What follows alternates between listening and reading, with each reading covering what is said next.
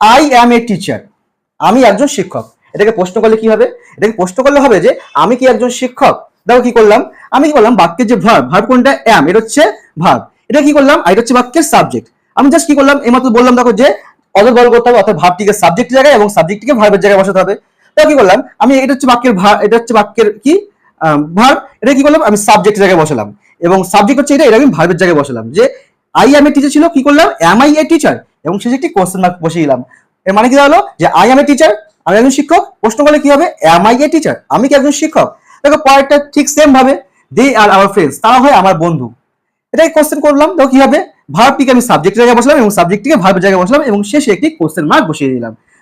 এটা কি হয়ে গেল যে আর দে আওয়ার ফ্রেন্ডস, তারা কি আমার বন্ধু। দেখো পরেরটা কি বলেছে, হি ইজ মাই ব্রাদার, সে হলো আমার ভাই। প্রশ্ন করলে কি হবে, এই যে বাক্যে দেখো এটা ইজ হচ্ছে ভার্ব, এটা হচ্ছে সাবজেক্ট, আমি কি করলাম ইজটাকে আমি কি করলাম সাবজেক্টের জায়গায় বসালাম। দেখো কি করলাম, ইজটা আমি